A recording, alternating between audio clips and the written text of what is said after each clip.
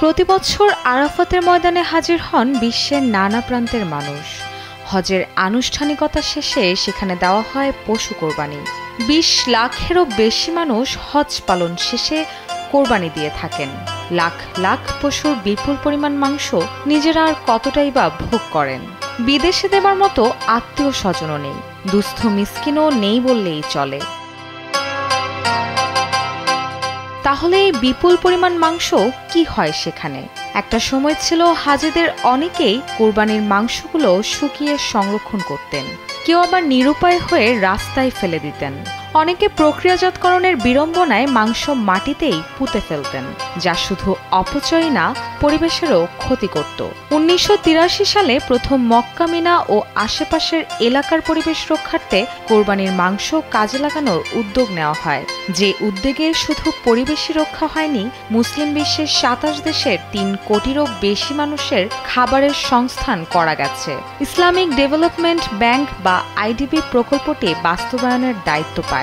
প্রকল্পের অংশ হিসেবে ২৫ বছর আগে ওয়াইসিমে একটি স্বয়ংক্রিয় কসাইখানা প্রতিষ্ঠা করা হয়। পরিচ্ছন্নতা কর্মী, কসাই এবং প্রশাসক সহ ৪০,০০০-এর বেশি কর্মচারী নিয়োগ দেওয়া হয় এখানে। হজের সময় জবাই করা লাখ লাখ ভেড়া, গরু এবং উটের মাংস এখানে প্রসেস করা হয়। শুধু মাংসই নয়, দিনে ৫০০ টন ময়লা প্রসেস করতে পারে এমন প্ল্যান্টও সেখানে স্থাপন করা হয়। এই প্ল্যান্ট ময়লাগুলোকে সারে রূপান্তরিত করে।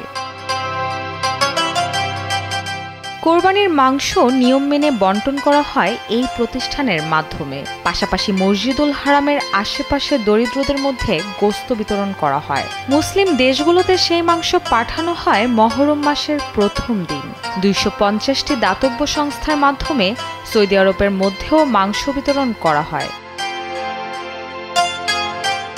প্রকল্পটি মোট ১০টি সরকারি সংস্থা দ্বারা পর্যবেক্ষণ করা হয়। হাজিরা ৪ উপায়ে পশু কোরবানি দিয়ে থাকে, তবে হাজিদের বড় একটি অংশ আইডিবির ওপর কোরবানির দায়িত্ব ছেড়ে দেন। এতে সময় ও ঝঞ্ঝাট থেকে বাঁচা যায়, আবার প্রতারিত হওয়ার শঙ্কাও থাকে না। কোরবানির জন্য একজন হাজিকে ৮০০ রিয়ালের মতো জমা দিতে হয়। পশুর দাম, কসাইখানার খরচ, মাংস সংরক্ষণ ও দেশে দেশে গরিব মুসলিমদের মধ্যে মাংস বিতরণের খরচও এর মধ্যে শামিল থাকে। আইডিবির সেই প্রকল্পের অংশ হিসেবে প্রতি বছর বাংলাদেশেও আসে দুম্বার মাংস। সেই মাংস দরিদ্রদের মাঝে বিতরণ করা হয়। এরই মধ্যে প্রকল্পটি বিশ্বব্যাপী বিপুল সংখ্যক দরিদ্র মানুষের খাদ্যের যোগান দিয়েছে। এখন পর্যন্ত বিশ্বের প্রায় ১০ কোটি ঘরে এই মাংস বিতরণ করা হয়েছে। রুশা সুর, কালবেলা।